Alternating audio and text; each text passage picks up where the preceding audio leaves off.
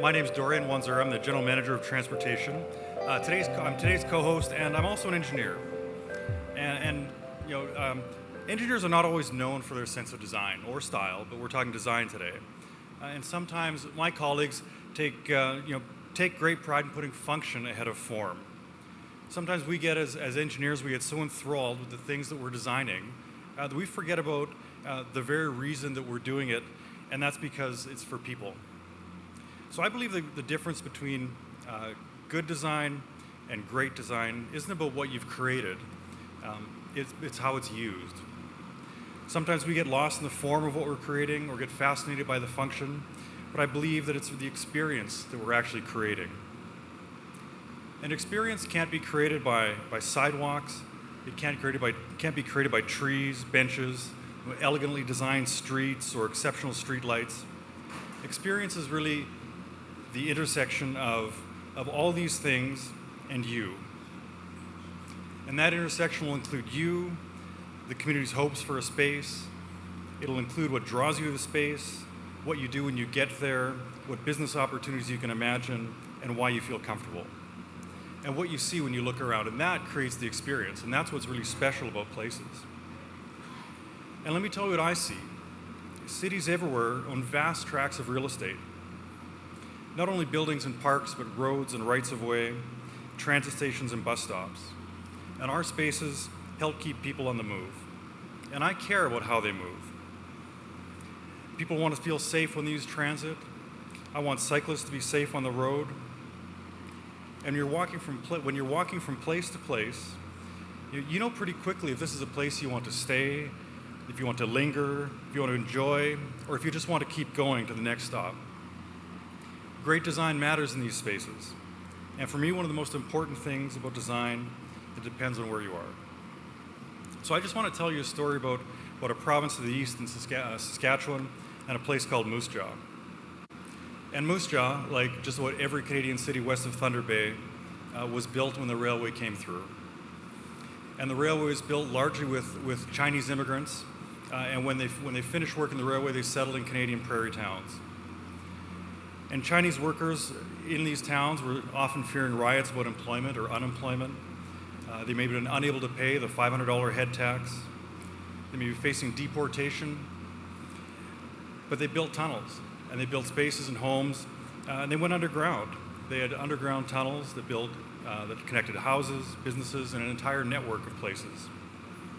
Fast forward to the 1920s. In Western Canada, 1923, Prohibition ended.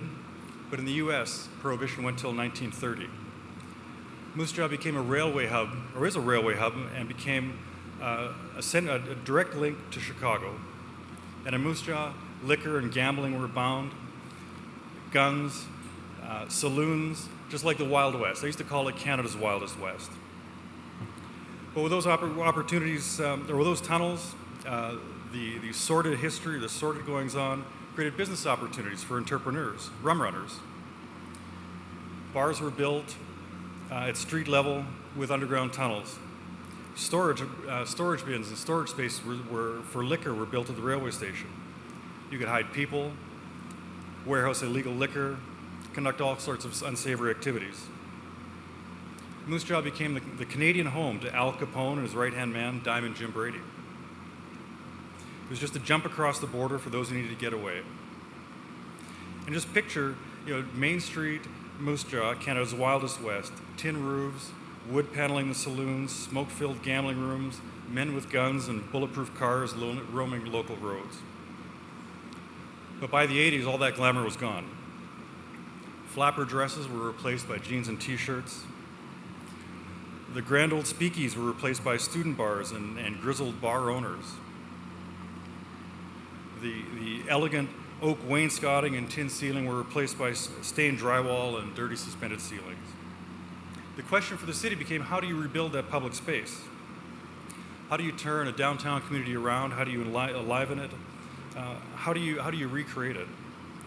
And what the city did was unique. It built on its history.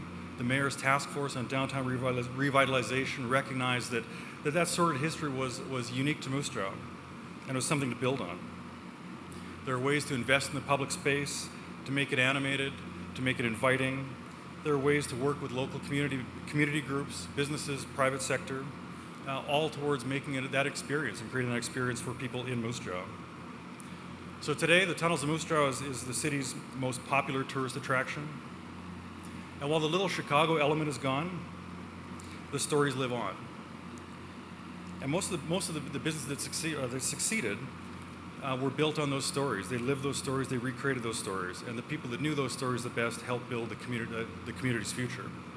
And the moral of this is that how we use space is sometimes driven by history, and sometimes it creates history.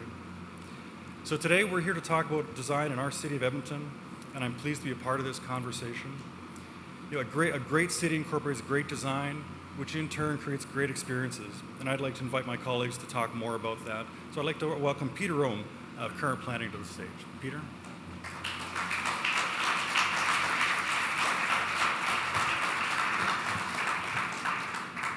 Well, thank you, Dorian.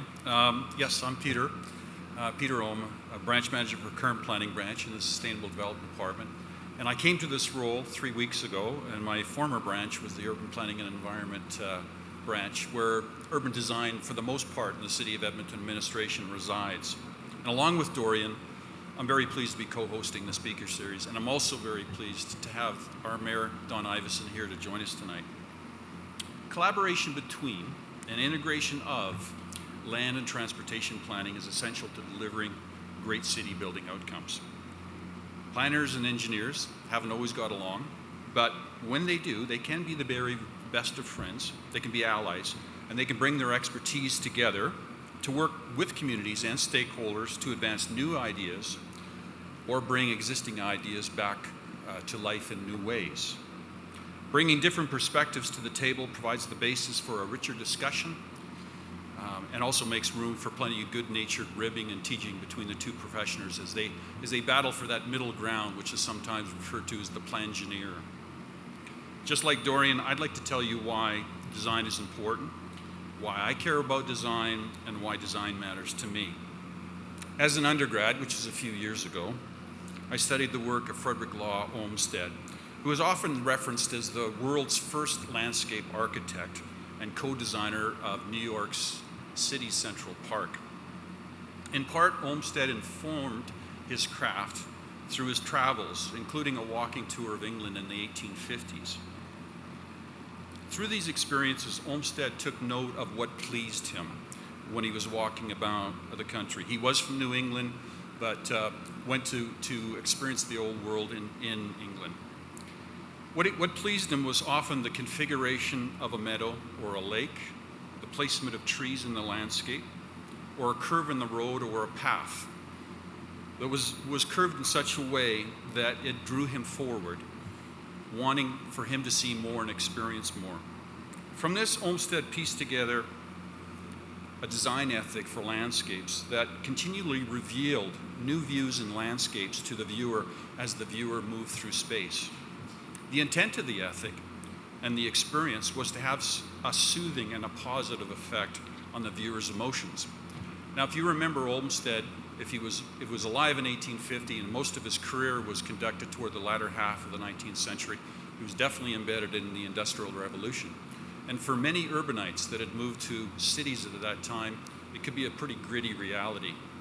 And to be able to soothe the emotion of some of the folks that live in urban settings in those days, for him to design a park or a landscape where they could, for at least a day perhaps, be restored in some way, that was important. And that was the basis of his design ethic. This really stuck with me in terms of what he did to be able to build an approach to design for landscape. And when I travel, I'm often drawn to public spaces where people do gather. And when I'm in these places, I ask myself, what do I like about this place? Why do people gather here? What can I learn here, and how could I apply that to my work when I'm back in Edmonton? During a recent trip to Amsterdam, I came across a pretty complex five-pointed intersection with several modes of travel. There was pedestrians, there was bicycles, which Amsterdam's famous for, vehicle traffic, including cars, buses, and trucks, and then, of course, a streetcar, really a tram. The intersection wasn't really large by North American standards, rather it was tight, with buildings close to the street and with narrow right-of-ways and carriageways. So tight that the traffic, except for some of the bicycles, if you've been there, they zip around faster than just about anything. Moved pretty slowly, but they moved in a smooth way. There wasn't congestion. The intersection also had a number of plazas, sidewalk restaurants, street-level shops, ancient trees and monuments, and abutting buildings with that, of course, wonderful Dutch architecture. The intersection and the surrounding public realm was not special really in any way. It wasn't a tourist attraction. It was just one of many places in Amsterdam, if you visit there, that seemed to just attract people. What struck me about the place was really the harmony amongst the travel modes, the public realm, and the people that were in that public realm. Some were moving through on foot or bicycle, some were coming and going from shops, some were perusing or lingering around outdoor fresh fruit and flower stands, some were enjoying coffee, and some were just hanging out. But for me, the experience confirmed again that people are drawn to places with activity, places that they can interact, even if it's just visually, watching people, other people, and of course, where they can feel comfortable. Experience also confirmed for me that the Dutch, among other Europeans, value place. In this case, places that serve as an extension of their outdoor living room. Many of these places were created at a time when people and trade moved about by foot or were by horse-drawn vehicles, or of course in Amsterdam by canal. You could say it was a simpler time, it was definitely a slower time. And whereas motorized vehicles changed the public realm in cities like Los Angeles, or in fact even created the public realm in cities like Phoenix, the Dutch have decided to retain what they have through their history. And they've made trade-offs to retain these places because they're important by accepting lower levels of service and vehicle traffic. And really, I think they're better for it. So design and place do matter. And when we observe, experience a place, and try to see a place as others might see it, we can begin to understand ourselves how design works, or in fact, how it doesn't. Planners, urban designers, transportation engineers, architects, they can all help us achieve spaces and places where we want to be. But all of us have a stake in that as how our city is designed and shaped. Community values then drive the way our city looks, how it functions, and ultimately how it includes a diversity of people in civic life. So it's important to look at what other cities are doing or have done over the centuries.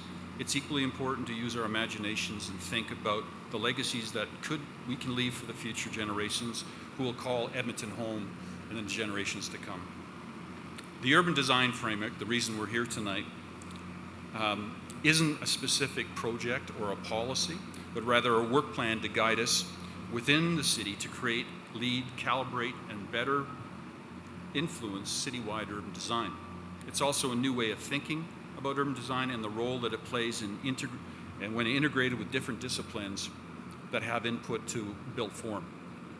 So tonight we hope to leave you with a renewed excitement about urban design, an excitement for the new seriousness about the city, about urban design, and this conversation will continue into 2016 and beyond. I think it's fitting that we have Ken Greenberg here with us tonight as we introduce the design framework. A couple of years ago, Ken came and stayed with us for a while when we reorganized the urban planning and environment branch to improve the way that we work. And Ken was asked to help staff envision how we can improve the urban design team, our processes, and ultimately the work that the unit delivers. His advice is reflected in the tasks that are outlined in the urban design framework today. And I'd like to acknowledge that Sonny Tomek then took the input that Ken gave us. Sonny's sitting over there, and he basically helped us get the document together that is available at the back of the room that Kaylin mentioned. So a great collaboration, both from Toronto and both from Calgary. So before we bring Ken onto stage, I'm very honored to invite Edmonton's leading champion in design, Mayor Iveson, to say a few words.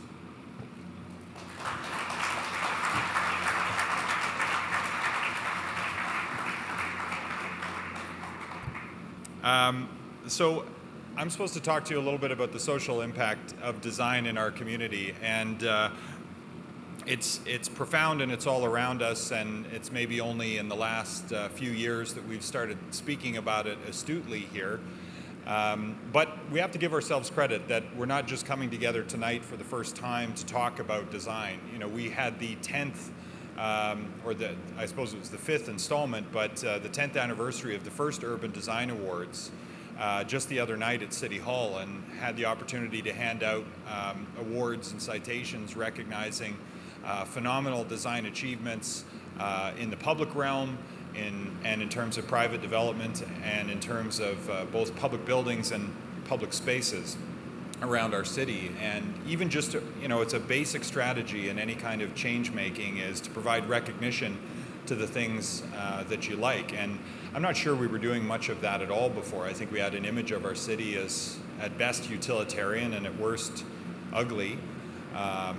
Brown and brutalist maybe, but we know that the city's more than that. We know that a design decision that was made really out of a tragedy from 100 years ago, and I spoke in the State of the City address earlier this spring about the Great Flood of 1915, and the sort of water edges of that event are etched into the city now in the shape of our river valley, and a design decision was made from flood prevention point of view, risk mitigation point of view, and also from a placemaking point of view, that we would protect the river valley to protect property, to protect business, and which has paid off in ways that are both beautiful and ecologically important, and contribute to the sociability of our city when we gather down there, whether it's to skate around the Victoria Oval, or the people who golf down there, the mountain bikers who use it, or the people who walk and run through there. That is, even if you don't stop and talk to the person who you're running past or biking past, you give them that nod, right? And that is at the heart of the social experience of living in a city, is being out and among your fellow citizens, which is pretty hard to do in your car. On a good day you wave at someone in a car, on a bad day you give them one of these.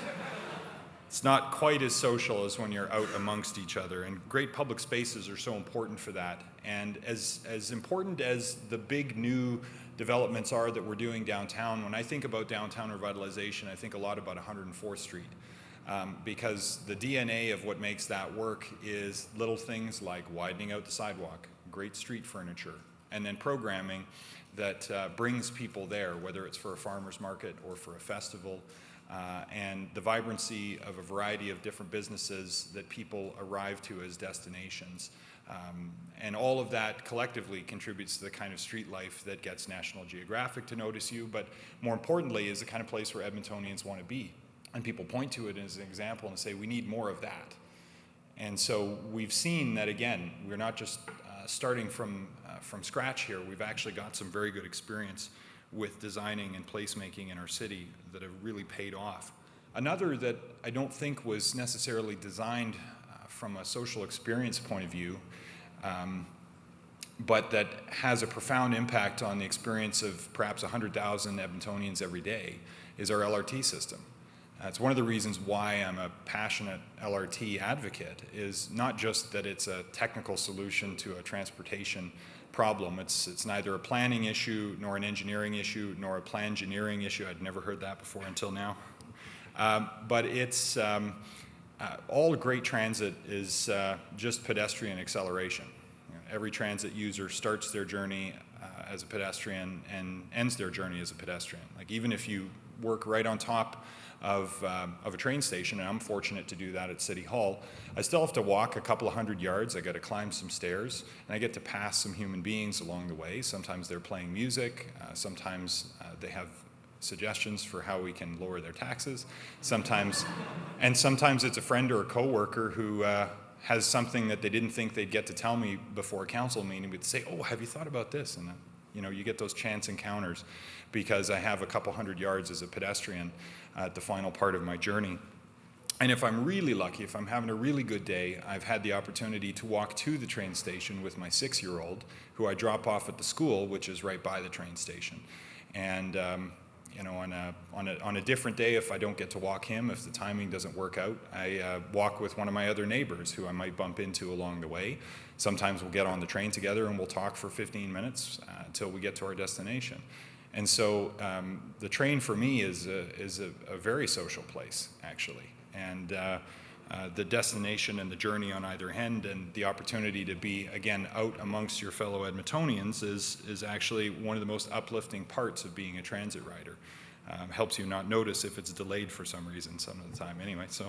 But in addition to those examples, I also think a little bit about patios, and we've done some work to create those kinds of public spaces in our city, begun to encroach in the roadway a little bit, try to create more flexibility for our business owners to create patios that are, the definition of sociability if they're licensed especially.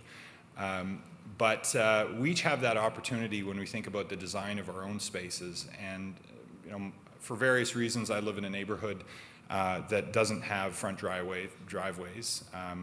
And some of my neighbors have chosen to, even though their cars are in the back, to also do their recreation and their sociability in their backyard. And we have large enough lots that you can do it either way. But because my house is sort of curiously on a corner and I have sort of two weird side yards, what I really have to work with is a big front yard on a corner. And so what we did was we put our patio out there.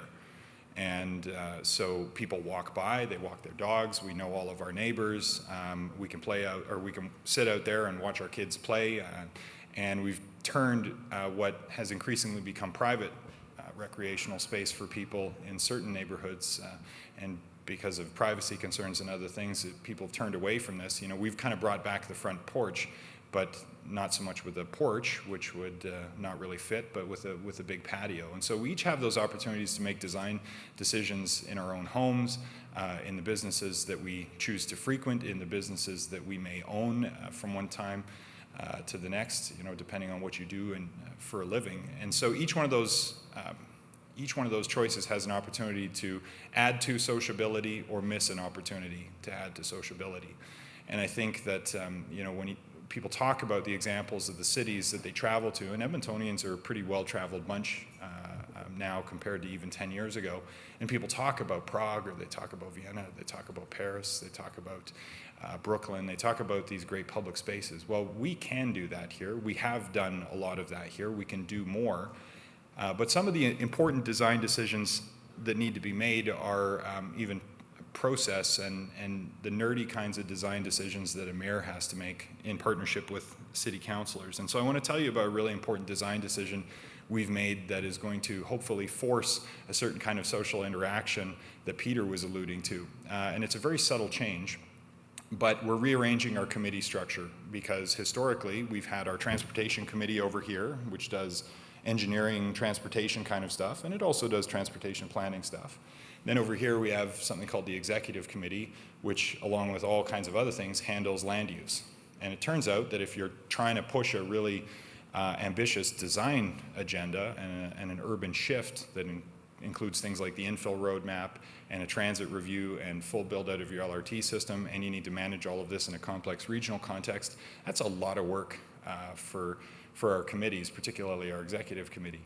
And so we've restructured our committees starting next year, and this is a design decision, so that the transportation planning folks and the land use planning folks are going to report to the same committee. That committee is going to be called the Urban Planning Committee. What a concept. And so what we hope will happen is that the councillors who are on that committee will be able to sort of integrate their thinking with the support of staff from the city who are also encouraged to integrate their thinking because they're actually coming to the same committee, not to separate committees. So it's a deliberate design decision that is meant to support collaboration of exactly the kind that happens if you work at it, and if you have to overcome a structure, and really I think our committee system up till now has been a structural barrier to this. There may be other barriers too in a large organization like ours, but if you can at least at the governance level integrate these things, which we're trying to do, then that creates a better chance of success for our staff who we want to support to be most effective in supporting good urban design and urban planning decisions for all of us as citizens of the city of Edmonton. And so the thing I wanted to end with was the idea that you hear people talk from time to time, usually when they're criticizing government, about, oh, that's social engineering, and we can debate the merits of something being social engineering or not, or the value of doing it. But I think regardless of how you feel about changes that are made, design decisions in essence that are made by federal governments and by provincial governments, the design decisions that we make at the local level actually have a profound impact on our day-to-day life. The structural decisions that might get made somewhere else about healthcare policy, also equally critical, but they manifest differently in your day-to-day life.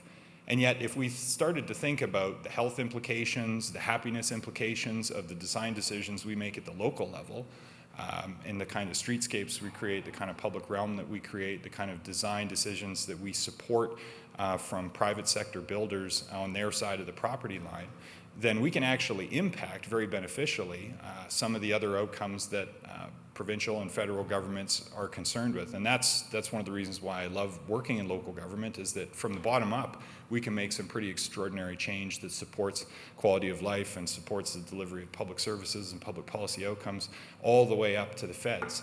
But doing it at the local level allows you to make it authentic, allows you to root it in a sense of the place, allows you to make it relevant to the people who live here, allows us to grapple with, most Canadian cities have this challenge, but as the most northern city, we have it in spades. How do you make a brilliant, inspiring, livable, healthy, happy winter city? And again, we're not starting with this conversation. There's been a number of years of really good work. And I think I saw Councillor Henderson here, who's been our sort of winter champion with his giant hat for many years now. And so I think we're making some progress down that road. And that's one of the sort of local vernacular pieces that we get to put together. That's the Edmonton spin that we get to put in addition to our River Valley, in addition to activating our university campuses and our young population, activating the opportunities to build new economies and support great new hospitality initiatives, all things that cumulatively contribute to placemaking that supports a more social city. So thanks for letting me talk a little bit about that, and I'm really looking forward to hearing Ken. I have a lot of time for his work and his thoughtful interpretation of what city building in a Canadian context looks like, and he has a great book called Walking Home. And like I said, the only thing I like more than walking home with my neighbors is walking my kids to school. So, but I think that all of the same premises apply. Why that's a good thing to do, why it makes you feel closer to your community. So, with good design decisions, we can support that, and that's what I hope we'll achieve through these conversations, both here today and in the coming years, about urban design in the city of Edmonton. Thanks.